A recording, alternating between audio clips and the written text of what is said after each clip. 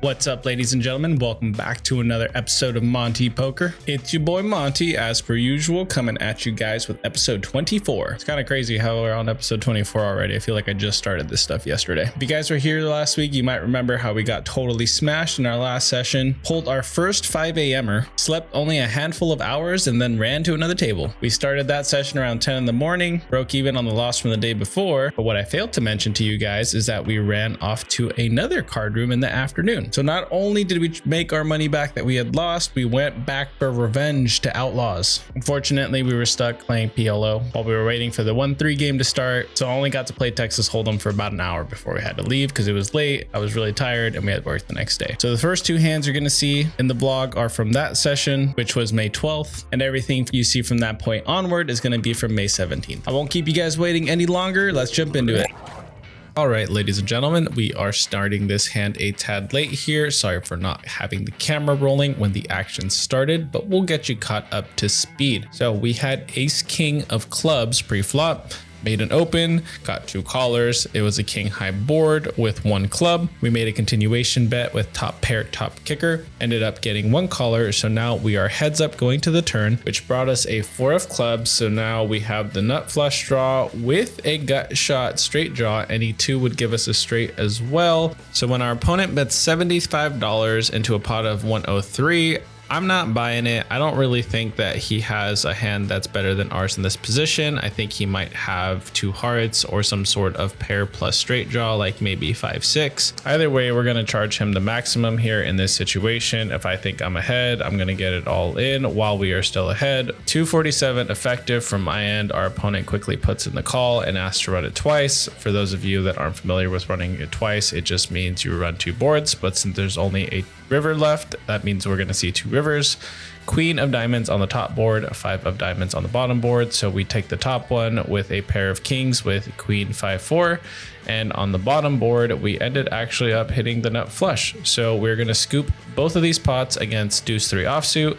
Our opponent had a pair of 3s with an open-ended straight draw. Our read was correct this time around, and we got rewarded by making the maximum with that all in on the turn. 15 minutes go by and we look down at ace deuce of clubs in late position. Nobody opened behind us, so I opened to $7. We got raised to 20. Everybody folded and I decided to put in the call. There's $51 in the middle and the board ran out 5-8-6 with 2 clubs. I decided to check here. We do have a pretty good hand and this player is very aggressive. He typically likes to bet when checked to. He doesn't disappoint and bets $25. I decided to put in the call. We're obviously not going anywhere with the nut flush draw against a player that is usually going to pay us off. A deuce of diamonds peels off on the turn. I quickly put in a check to let our opponent continuing firing, and he does not disappoint. He fires out for the tune of $50. We're obviously not going anywhere with this hand, but now my question is, are we going to call down on the river with just a pair of deuces if we miss? The river comes a 7 of spades, which does not complete the diamond draw nor the club draw, and now there is 4 to the straight out there. Any 9 or any 4 made a 5 card straight, but I decide to check in this situation because I don't really want to lead onto this board. We're only going to get called by worse, but if we check, that does give our opponent a chance to bluff at it. Since the opponent is highly aggressive, I expect him to be bluffing here with all his ace kings, ace queens, king queens, queen jacks, anything of that sort of nature. And as I'm taking my time deliberating and trying to decide what's going on, I realize that our opponent does not realize that we checked. So I tell the dealer that I've already checked. Our opponent now thinks about it for a few seconds, chuckles for a little bit, and then ultimately does decide to bet once more. He throws $75 into the middle, so the pot is now $276. We have to call 75 more. I had already said I'm going to call, but I did decide to think it over for a minute just to be sure that I was correct here and that my pair of deuces is good. Throw it in the middle. Our opponent shakes his head. Seems like a bluff. He flips over queen high and we show ace deuce and then get this comment from the rail. Wow, what a call, dude. Wow. That's Monte Poker right there. I don't mention this often, but recording on a poker table can feel a bit douchey sometimes, so I really love and appreciate when the players try to have fun with me and the vlog. Definitely makes the experience better and ultimately gives you guys a better video, so thank you very much. Jumping forward in time to May 17th, it is now 6:49 p.m. and we look down at 7-5 suited on the big blind. Action limped around over to the player on the cutoff. She decided to raise to $15. I put in the call and two other opponents put in the call. So we're going 4 ways to this flop with $61 in the middle. The board runs out 10 of hearts, 3 of hearts, king of spades. I decide to check here and the opponent after me decides to bet $15. The original pre-flop opener calls the $15 and we're not going anywhere with our flush draw here. 106 in the middle and the 2 of hearts peels off on the turn. Bang! Shout out to Wolfgang. We make our flush. I go ahead and check one more time with the intentions of raising. The cutoff bet's $20. I do decide to raise here to 60. The player playing monkey in the middle thinks it over for a second, but ultimately does elect to call the $60 as well. Action gets back over to the cutoff, who calls the additional 40. Don't really expect her to go anywhere with this bet sizing, but our flush is already made. The 6 of clubs peels off on the river. Doesn't really affect this board too much here unless somebody was just floating with pocket 6s, which is highly unlikely. So I decided to go with a value bet of about $80 here. Now looking back at it, I realized that this bet was a little too thin. It looks like, you know, a lot of single pair holdings, maybe something like an ace king or a king queen holding a single heart that wanted to make a flush on the river. Probably should have gone a little bit bigger because now I'm put into a weird situation. In my head at the time, not saying that it was correct, I was thinking, oh hey, I'm representing a flush here, so if my opponent is willing to come over the top for an all-in, then he must have a bigger flush. Probably has the ace high flush. Why I was thinking this at the time, I don't know. I don't think I was used to playing bigger pots, although we've seen a lot of big pots on the vlog so far. I was still kind of nitty and on the tighter side whenever I bought in for 200 or 300, which we definitely did at the start of this session. I had made a little bit of profit and I was trying to protect it. I wasn't thinking about the strength of my hand, how much money it was to call for how much money was in the middle. It was only about $200 more for me to call here to make 800 with a made flush. Our opponent could have easily had king 10. He could have had ace king with the ace of hearts, who just bluffs at this on the river. Since we already have a made flush, it's highly unlikely that our opponent does as well. The king of hearts is also not on the board, making that hand a bigger possibility. So ultimately, I do elect to fold, and looking back at it, I do think this was a big mistake. Our opponent never showed, so we get to think about this one in the shower later. The next hand of interest brings us to a PLO Bomb Pot. We look down at king of diamonds, 9 of spades, 7 of clubs, 2 of clubs, $90 in the middle, and the flop comes out 6-4-8 with 2 spades. We have an open ender with our 7-9 here. The player on the big blind decides to lead out for $50 onto this board. She could easily have a made straight or just the nut flush draw, but immediately after that, the player under the gun decides to cap it. This is a capped game to $90. Margot is to my right and she very quickly puts in the call. Normally I would just fold an open ender unless I have some sort of redraw, but considering how much money is in here, we do have the right price to try to hit our 2 cards that we're going for. And much to my surprise, we don't get just one more caller behind, we get 2 callers behind, along with the original bettor putting in the last $40. Obviously she's not going to fold her hand for this amount. This has quickly become the biggest bomb pot that I have ever played for in a capped game. One of the players ends up showing early for the sweat. He has a set of 8s, which doesn't really change what we're going for. We're playing for the straight, which is going to beat the 8s, and if the board pairs, that means we missed our straight anyway. The thing that is unfortunate is that he's holding a 5, so that's one less out that we have. There's still a couple more 5s and 10s in this deck though, so let's go to this run out and pray that we can hit one of the 2. 630 in the middle. 3 of diamonds doesn't change anything for us, and the 2 of diamonds seals our fate, unfortunately. One of our opponents shows 7-5 for a straight. The other opponent shows ace queen of spades for the missed flush draw, who also had 2 pair. And then when the final opponent shows, we see that 5-7 does indeed scoop this pot here. Rather unfortunate, but he flopped a straight. If we would have hit a 5, it would have ended up in a chop, but if the 10 hit, we would have taken all of it. On to the next one. The next hand of interest brings us to the button with 8-6 of clubs. I absolutely love hands like this in position. For the newer players, in position just means you act later. There is a player in the middle that opens to $20. I call the 20. The player to my left calls the 20, and then there was a $6 straddle by the under the gun player. He also calls. So we're going 4 ways to this flop. The board comes out 4, 9, 8 with 2 diamonds. So we have middle pair with a very, very questionable kicker. Not really much we can do here. Can't really improve either. So when the under the gun player and the middle position player bet and call 20, there's not really much we can do here besides fold, right? Wrong.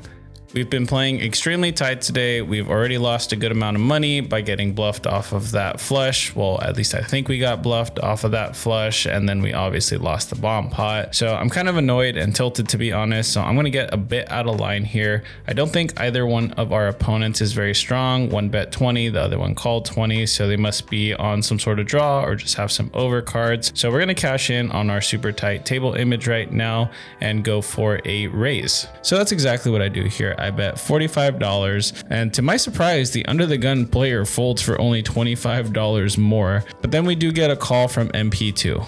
The turn comes a 9 of clubs, which doesn't really change too much on this board. If our opponent has top pair, oh well, that sucks. I'm gonna go ahead and just jam here because I'm just trying to steal this pot here. It is a massive overbet, and we luckily get the snap fold. Really would have sucked if she had a 9 there because she probably would have had to call, but I was putting our opponent on either overcards or a flush draw and just trying to steal this pot, which we did successfully. That was a bit reckless and uncalled for, but you know what isn't reckless and uncalled for? Raising with ace king suited. It is now 840 and we have a good amount of chips in our stack. There was a $10 open and we're not going to play for that amount. We bump it up to $25, hoping that at least 1 or 2 players call, and that's exactly what we get here. We got 2 customers. We're going 3 ways to this flop with $81 in the middle, and the board runs out ace king jack, all spades. We flop top 2, but this is a super wet board. One of our opponents ends up jamming for 100 and some change. This is the same person that I think bluffed us on our flush earlier today. I'm still fuming over it. So when he jams here, I know it's possible for him to have the straight. I know it's possible for him to have the flush, but he can also have just a 2 pair or some sort of pair with a straight draw or pair with a flush draw, like king 10 with the 10 of spades, or potentially queen king with the queen of spades. You get the picture. Either way, we're fuming and out for blood. So we put in the call and it ends up being heads up for the last 2 streets. 367 in the middle. The turn comes a 4 of hearts, which does not help. The river seals our fate with a queen of clubs. Our opponent shows 10-6 of spades, so he flopped the second nuts. Unfortunately, we weren't able to improve, but there's still plenty of poker to be played. So we move on to the next hand where we look down at jack 10 of hearts. I opened a $15 pre-flop and got 2 callers, and we're off 3 ways to this board, which comes out king 10 queen rainbow. So we have bottom pair, but we do have an open-ended straight draw. So I think it's okay for us to continue on this board a lot of the time. Since we were the pre-flop aggressor, it's going to hit our range, and we do have some equity in this hand. So I put in a continuation bet for $15. But then we get min click to 30. So we got raised to $30 here. I can't fold our hand just yet for this amount. So we put in the call and we go heads up to this turn, which comes an 8 of hearts. It was so close to the 9, but not quite. So our opponent checks it over to us. I take this as a sign of weakness, even though we got checked raised for some reason. I don't know why I took it as a sign of weakness. So I decided to bet 60, and then our opponent jammed on us for everything she had left. And unfortunately, I don't have that much behind. I have about 140, 150 left behind at most when the pot's already 325. Oh man, this sucks. Problem I'm having with my hand is, yes, I have an open-ended straight draw, but there's already a straight available on that board that's beating me, and that would be ace jack. So best case scenario, if that is what our opponent has, I am drawing to a chop. So I really think I'm supposed to fold here.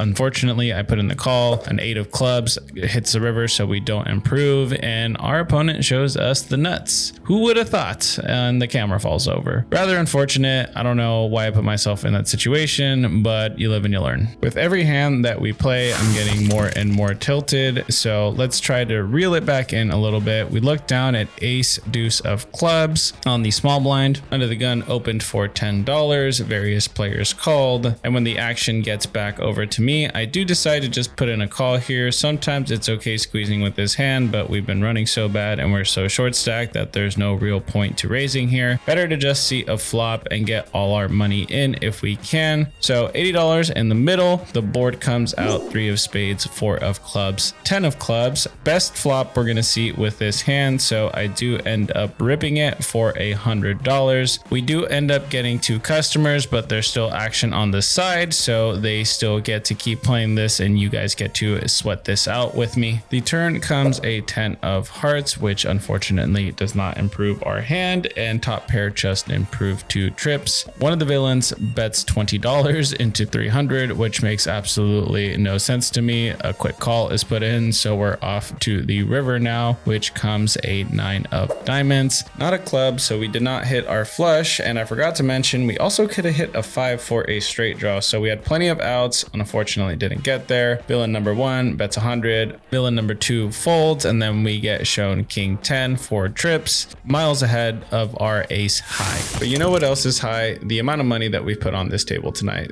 We're not done yet. We're trying to get it back still. We look down at 9-7 suited. I bet $10. Somebody decided to raise it to 30. There was another caller for 30. Action gets back to me, and like I said, we're trying to make our money back, so we obviously put in the call. We're going multi-way to this flop, and the board comes out 6-8 7 rainbow. So we have middle pair with an open-ended straight, but luckily we have the top end of it. I put in the check. Player continues here for another $40. One more player calls at the end of the table. I'm not going anywhere with middle pair and an open-ended straight draw. So we put in the 40 and we go off to this turn here, 224 in the middle. Queen of hearts is absolutely no help. I'm thinking about potentially trying to steal it, but I don't think it's going to get through 2 players. So I do decide to check, and after thinking it over for a little bit, the player to my left decides to bet $120. The action gets back over to the button, who pretty quickly folds, and now it's on me again. I don't think our pair of 7s is good, but if we hit another 7, we may be good unless our opponent has 9-10 here. Either way, this is the villain from the beginning of the session that we called down with just a pair of deuces, so he's definitely capable of making some bluffs, but this time I feel like he may have it. Either way, I'm not going to lay this hand down for just 120 more. So we do put in the call and we go off to this river, and like the rest of the night, we miss yet again. The only time we hit, we folded. So of course we're not going to hit for the rest of the night, because why would we? We're also playing with one of the most aggressive players on the table, so there's no way in heck he's not going to bet. So he does throw a nice juicy bet out there, but we don't even bother adding it to the pot because our hand is going back to the dealer. Ah man, really sucks when you're playing kind of bad and you're running bad. It's just a double whammy and maximum tilt juice. Speaking of tilt juice, we look down at the most tilting hand in poker, pocket jickities. It is now 12:09, so we're going for a repeat of last week, running into the AM hours. I opened for $10 in early position and we get 5 callers, and by some freaking miracle, we finally hit a board today. The board comes out jack ace ace with 2 spades. It's a pretty wet board and I have most of it, so I'm going to go ahead and check and find out if anybody has an ace or a spade draw here. Very unfortunate, but the action checks around. Probably should have bet because an ace definitely would have called us.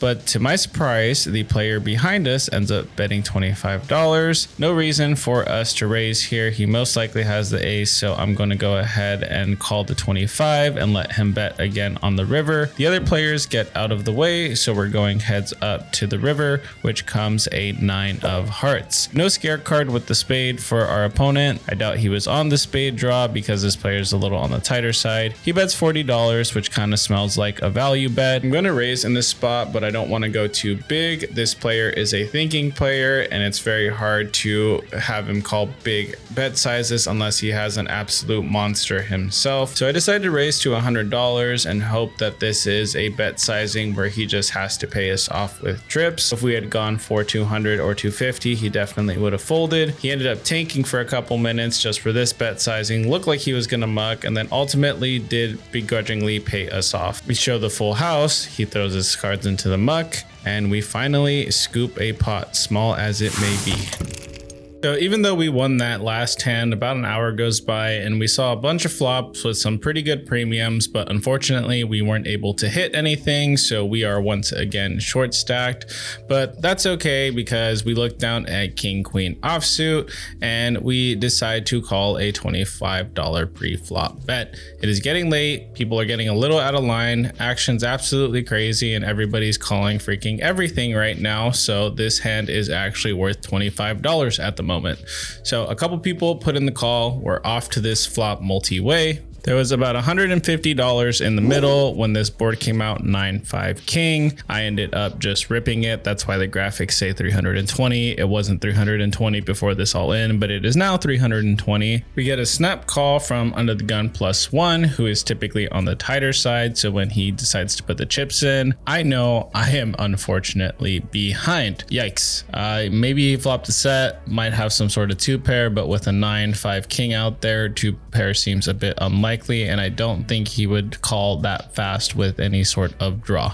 The other players fold, so we're heads up to the run out. Turn comes as 7 of spades. The villain decides to show his hand early and does in fact show us 2 pairs. So we definitely need to improve in order to win this hand. Looking for a 7, a 9, or a queen. And help does arrive when the 9 of spades peels off on the river. We rivered our opponent for a higher 2-pair with a queen kicker. Wow, we really needed that one. We've been running like hot garbage tonight. Not sure if we should have shoved with queen king there in that spot because we're only getting called by better, but you know, we didn't have that much to lose, so might as well just play for all of it. We once again have a stack and some firing power, and what's better than having a stack and some firing power? Jack 9 suited, the Yama. We see a $15 open pre-flop. We go ahead and put in the call. Shortly after, the big blind raises to $63. 2 players call in between, and now we are priced in to see a board, so obviously we're going to put in the call as well. $256 in the middle, 4 of us going to this board, and the board comes out 9, 6, 7 rainbow. When the big blind checks his option, I no longer put him on a monster like he was representing pre-flop. Any big made hand would definitely continue on this board. So the action gets over to the cutoff, who now fires $80. The 2 players that check their option are a bit more straight up and a bit on the tighter side. So when they check their option, I don't expect them to be slow playing any of their holdings, but the guy that just bet can be a bit of a loose cannon sometimes. So it's very hard to tell when he has a strong hand versus a marginal hand. I wouldn't be surprised if he was taking a stab at this after 2 players showed weakness, or if he has some sort of pair with a redraw, much like my own hand. For those reasons, folding is not an option, but I don't want to inflate the pot quite yet. I'm gonna put in a call and evaluate what he does on the turn. The other 2 players get out of the way, so we go heads up to this turn card, which is the 2 of diamonds. Does not change anything on this board, so now we're watching our opponent. He does put in the check. There's 416 in the middle. We have some showdown value, so you could make an argument for checking here, but our opponent is often going to blast off on the river, and it's entirely possible that we already have the best hand. So I elect to jam here and deny our opponent the opportunity of putting us in a tough spot by putting him in a tough spot instead. He definitely does not seem pleased about the current situation. We're representing either a monster or absolute air, and our opponent is really trying to figure it out because this pot is absolutely massive. Our opponent eventually puts in the call, and to the river we go. For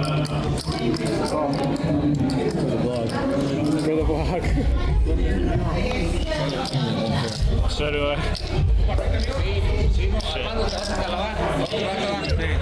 Opponent announced that he had 1 pair before the river came out, and I thought for sure that he had us out kicked, but we literally had him beat by 1 card. I had a 9 with a jack and he had a 9 with a 10, which played on this board. So we end up scooping this $1,000 pot with a single pair and a marginal kicker. Absolutely crazy action, but don't go anywhere because it gets crazier. The immediate next hand, we look down at those jiggities. There is a $6 straddle and a $12 open from the person under the gun +1. A player in between ends up putting the call for $12, and when the action gets back to me, I decide that there's enough money in there to go for a 3-bet. So I raise here to $60, and to my surprise, we get 3 customers. 257 in the middle, and the board runs out 10-9-7 with 2 clubs. We have a gut shot and overs to the board, so when the action checks over to me, we're definitely going for a continuation bet here, but with this many players on a board this wet, we don't want to make it cheap, so I fire $150, bringing the pot up to a total of 407. Now, what I didn't expect is to hear our neighbor go all in for his remaining stack for a total of 445. The other 2 opponents fold pretty quickly, and when the action gets back to me, I feel like I'm in a pretty tough spot. On one hand, this is very rarely a bluff, especially into 3 other opponents based on how the action went. So my opponent is often going to show up with a set here if we just base it purely on the action. On the other hand, this is a highly aggressive player who likes to rip it into pots that are of reasonable size to try and steal it with very marginal hands, such as single pairs. Not to mention, on the other hand, everyone at the table just saw me rip my entire stack in with a pair of 9s and a jack kicker. So my credibility is at an all-time low, and that might be part of his decision to jam on us. But we're stuck in this situation because we're holding jacks, which double blocks a couple of straight draw combinations, and we also have the jack of clubs, which is blocking some flush draw combinations. So ultimately, I did decide to flick in the chip and put in the call. 1165 in the middle, and we have 2 streets left to go. The turn is a 3 of spades, changing nothing, and the river is an ace of diamonds. I show our jacks, and our opponent shows pocket queens. Ah, man, that sucks. Against a tighter opponent, we probably could have found the call, but unfortunately, against this particular player, I think we're just going to end up paying him off a lot of the times in these sort of situations, and if they have it, they have it. Well, it was nice having a chip stack for a little while that lasted all of 5 minutes, but that's quite all right because we looked down at good old King Kong about half an hour after that last hand, and we still have enough chips to win a reasonable pot. To make things even better, there's a $15 open in early position. A couple players flat the $15, so when the action gets back to me, I am once again going to raise to $60. I don't want people to come in with garbage, but honestly, people have been calling extremely wide, so we might still get a couple callers even for $60. And sticking to today's action theme, we have 4 people going to this flop, $60 in pre, so there's 243 in the middle, and the board runs out 5, 3, 10 rainbow. This is a phenomenal flop for our hand, but now I'm just debating what bet sizing we can continue with to potentially get at least 1 caller. But before I can decide on an amount, one of the players behind us ends up betting 45. I don't see many draws available on this board besides some sort of ace-4 or ace-2 suited, so I'm just going to go ahead and raise here and target a hand like ace-10. So I bump it up to $115 here. Tonight has been full of putting opponents in difficult situations. Understandably so, these haven't been very simple decisions to make. It's not that much more for our opponent to call here, but if you look at his stack size and my stack size, we're almost about even, so we're essentially playing for the rest of it here. Wouldn't make much sense to call this flop bet and then fold on the turn. But eventually he does end up finding the call, 533 in the middle, when the ace of hearts peels off on the turn. Oh no, this is the worst possible card that we could have seen. A bunch of ace kings, ace queens, ace jacks just got there on us, and we were ahead of ace 10 on the flop. We no longer are and are drawing very thin, but when our opponent bets $90, we beat him into the pot. This isn't a big enough bet sizing for me to fold my hand. It is just too strong. The 6 of spades doesn't change too much on this river here. Once that ace hit the board, I went into check call mode, and even if our opponent had jammed, I probably would have just paid him off. Fortunately for me, our opponent checked the river, so I'm just going to take the cheap showdown and check back. He shows us 9-10 of hearts. He flopped top pair, turned the flush draw but bricked out on the river, and our pocket kings held in this situation. $643 coming Monte's way. All right, ladies and gentlemen, hang on to your seats. We have an absolutely insane hand coming to you next. We look down at pocket nines on 158 with about $700 in our stack. There was a $15 open from a player in early position. We just flatted the $15. Sometimes we like to squeeze with pocket nines, pocket tens, pocket jacks, but we haven't been able to get anybody off of a hand to save our lives today. So I'm just going to take the cheap flop and try to, flop a set, hopefully, because I don't think we're going to win this hand multi-way unless we do flop a set. But as is the trend tonight, there was a 3-bet to $35, a couple of callers in the middle. So once again, we're going multi-way for a very inflated pot on this 1-3 game. But who doesn't love action? 4 players go into this flop with 144 in the middle, and we absolutely drill it. A 9 on the flop. We have top set, and there's nothing really to be worried about besides the spade draw, but we're blocking that with the 9 of spades in our hand. So I decided to fire here for $35. I don't want the action to check through and give somebody a free card and have us miss value. And to my surprise, our opponent bets 125. Absolute dream spot. We have the nuts right now, and we just got raised. And to make matters even better, there's a caller in between. What is going on in this game right now, guys? I have no clue what to do about this situation. I'm trying not to leap out of my seat at the moment. So the action gets back to me, and I'm obviously going to put in a raise here, but I don't want to scare them off. We have the nuts, like I mentioned before, so we want our opponents to put their chips in the middle while we are still ahead. So I raise the bet to $300. Doesn't take very long for our opponent to put in the call, and then the final player ends up going all in for a little bit less. There's a $30 side pot with 1,000 in the middle, and the turn is a 10 of diamonds. This changes absolutely nothing for me on this board. We're going all in on this safe card here for $397, bringing the pot total to $1,426. The opponent in the middle very quickly puts in the call, so we're off to this river with $1,823 in the middle. Praying for a red non-Broadway card. Dealer, one time, please. Are you kidding me? He turned a bigger set. That sucks. Wow, that's crazy. Holy. You don't want to be like this. This is disgusting. This is awful in every way. If I could kill it, I would. But I legally can't. But I've considered it. This is one of those situations where I literally could not believe what had just happened. I normally have good table etiquette, but I was absolutely destroyed. That's disgusting. As you can clearly tell by my reaction. To be honest, I wasn't expecting our opponent to float us with pocket tens on that flop, but with the way the action's been going tonight, everybody has some credibility issues as far as hand strength. Just sucks that the one time we had it, we got sucked out on and lost. Moving on to the next hand, it is a dealer change. So as is per usual, we're paying the $90 cap PLO Bomb Pot. We have 3, 10, Jack, Queen with 2 spades. The board comes out King, Jack, 5. So we have middle pair with an open-ended straight draw. I decide to bet $20, and the opponent immediately after us decides to cap it at $90 here. So if 1 or 2 people call, we might end up calling here because we're blocking the flush outs. And if we hit our straight, it's most likely good because there isn't a possible straight already on the flop that we'd be chopping with. Potentially be chopping with another person if someone also has queen 10, but it's also possible that somebody will call with ace queen needing a 10. Either way, that's too much theory crafting. This is a capped bomb pot. Everyone just throws money in the middle, and whoever hits their hand usually ends up taking this down. Playing for 540, and the turn brings a 7 of diamonds, and then the river is the 9 of spades. The heart does not get there, and we hit the nut straight. Worst case scenario, we're chopping, but nobody seems happy, so it looks like we're going to scoop this pot here. Definitely needed it after that last hand.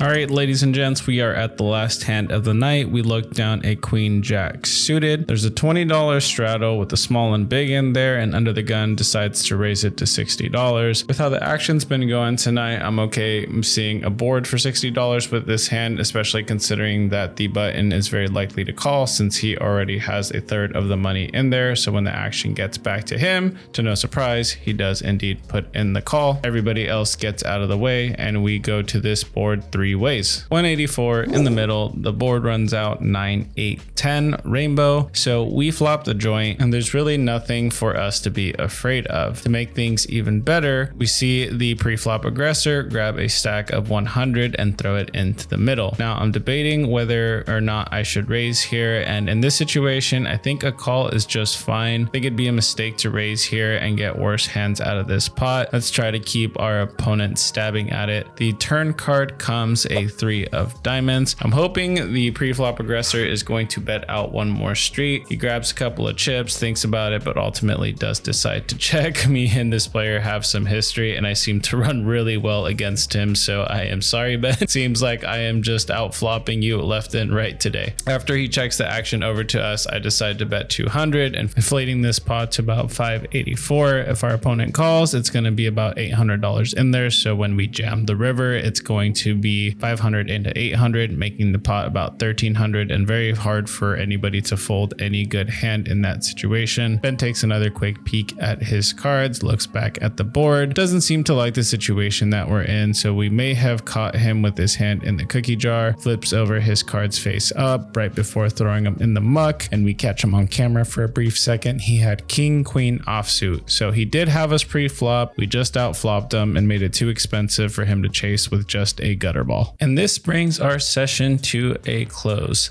It is now 1:58 in the morning and I do not want to film my outro, so I'm just going to give you guys the bankroll update without any graphics this week. I apologize. I will get you the graph for next week. We bought into this session for $2,300 at 5:19 p.m. We ended up cashing out 1910 at 4:19 a.m. So super long session. We were down a little under $400, but we were stuck that entire amount and down to our last $300 at one point. So we ended up bringing it back and definitely left without that massive deficit. Tonight was kind of wild. It's not the best poker that I've played, to be 100% honest, but we were more playing the table and not playing our usual nitty game. So I can't necessarily sit here and complain about it. Thank you all for stopping by. Appreciate the love and support as per usual. Please make sure to like, comment, and subscribe to help the channel grow. Thank you very much, and I will see you next week.